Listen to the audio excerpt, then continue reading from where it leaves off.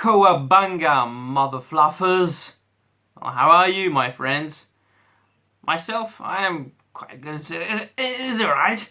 Now, as a part of my huge, humongous, and massive rereading of older comic books, I just reread very recently the Teenage Mutant Ninja Turtles by IDW Volume 1.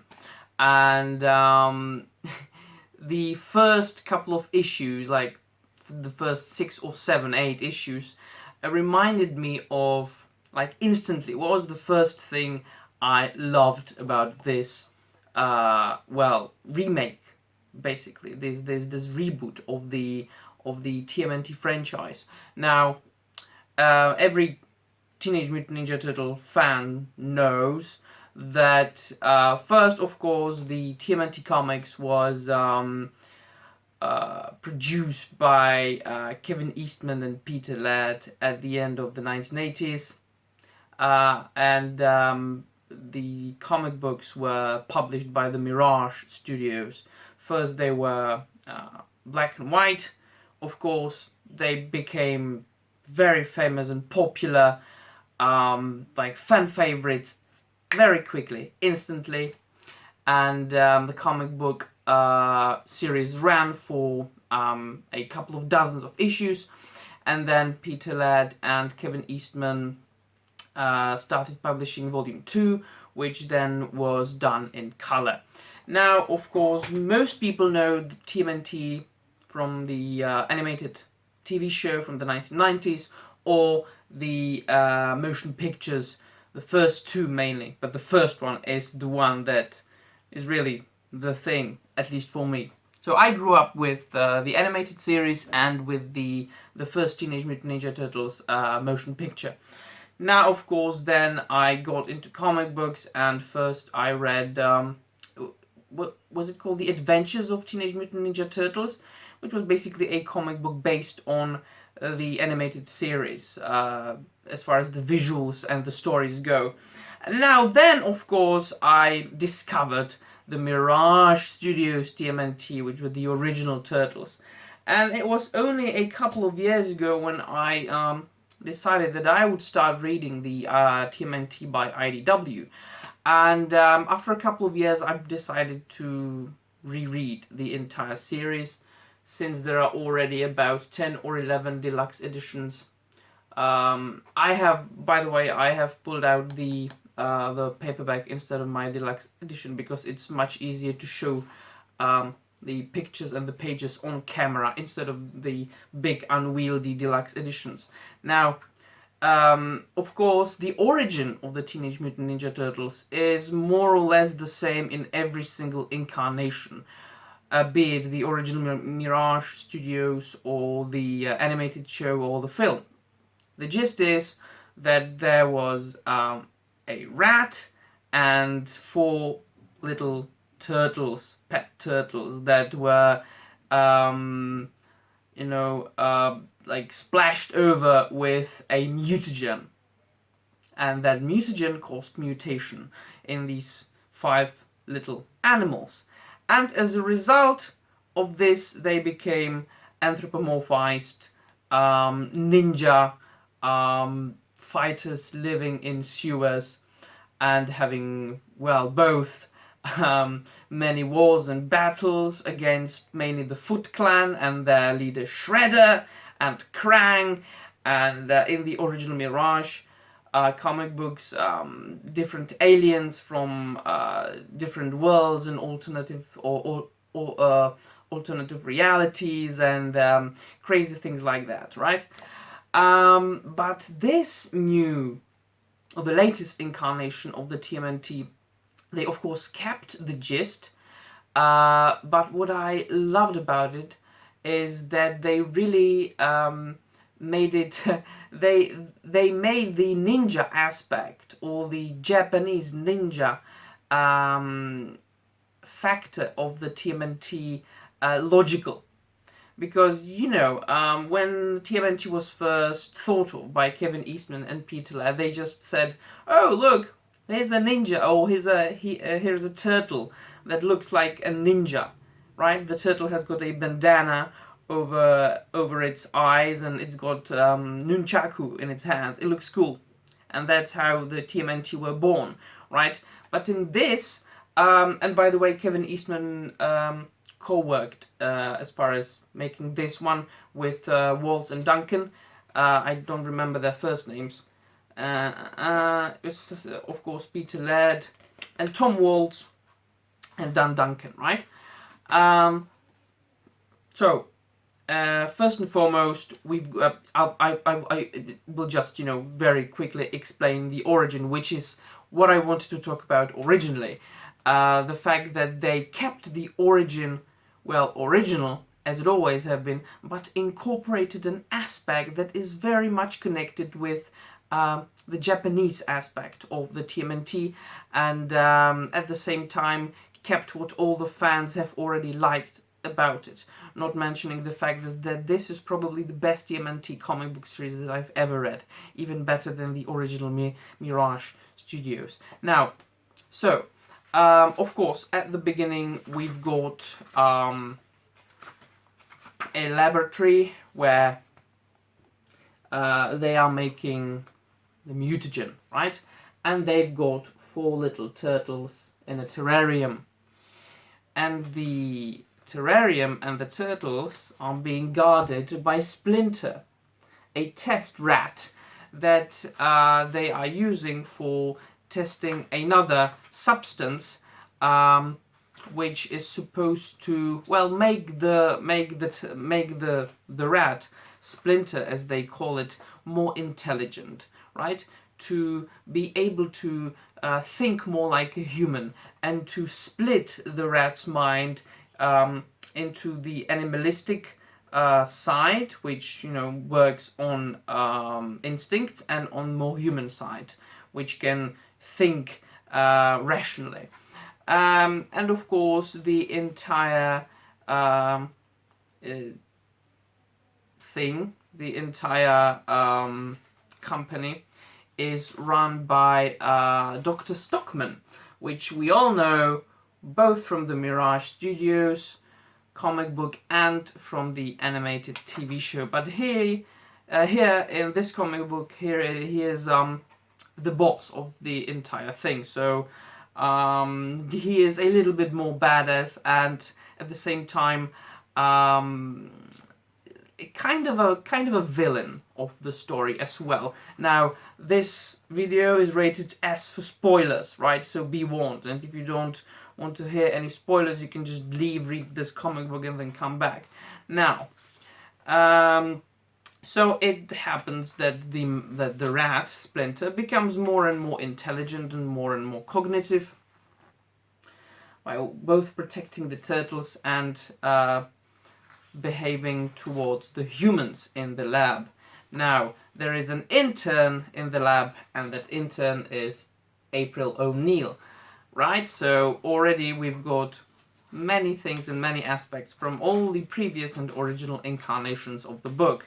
Now, here is a page where the rat, Splinter, warns April O'Neil that she is in danger and the danger is coming. Now, ninja. There are some ninja coming to the lab to steal the mutagen, and some other important things from the lab. Now, the ninja, of course, are a part of the Foot Clan, and it so happens that this intelligent rat saves April O'Neil from being murdered by these 2 ninja assassins.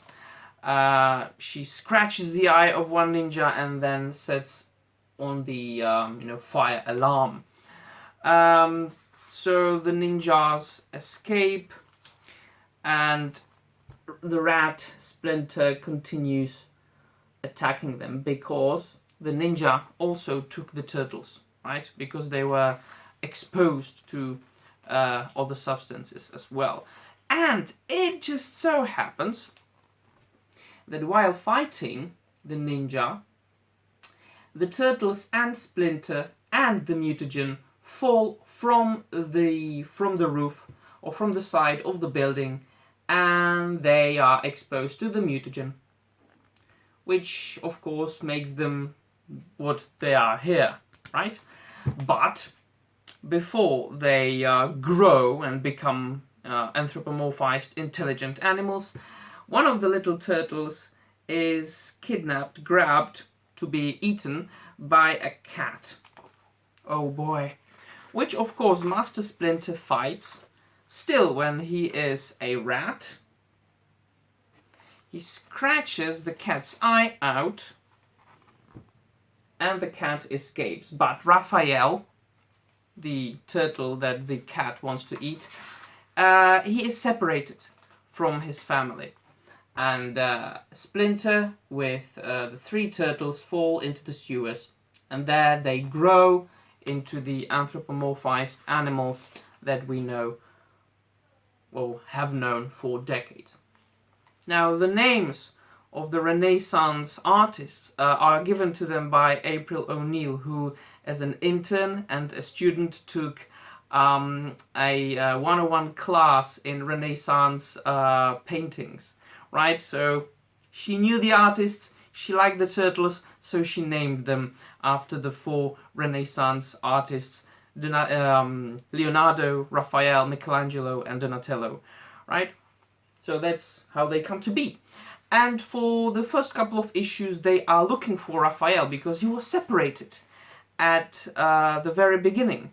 And, well, he himself is wandering the streets of New York City, not knowing who he is, really, until he befriends Casey Jones.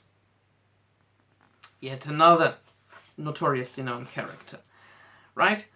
So we've got some jumping here and there from the present to the past, and the first couple of months, I believe it's 18 months, Master Splinter and the three turtles spend their time looking for Raphael so the family can be reunited and the dangers to come can be faced together. By the way, the collection contains the cover art from, well, and some variant cover art. So as you can see, this is, for example, a cover by Kevin Eastman.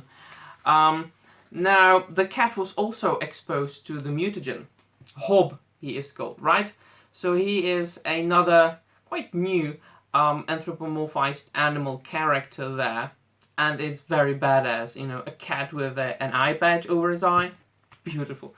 Now, so he is the first villain that the Turtles and Splinter encounter, right? Of course, then we meet Krang and other characters like that. But now, the other aspect, the ninja Japanese aspect, comes to the scene. We get to know that the fact that Splinter and the Turtles are not intelligent just and simply because they were exposed to the mutagen, but because in this version of the TMNT, they are actually reincarnated Japanese men from the feudal Japan. So Splinter was once, in the times of the feudal Japan, a part of the Foot Clan, Hamatoyoshi, right?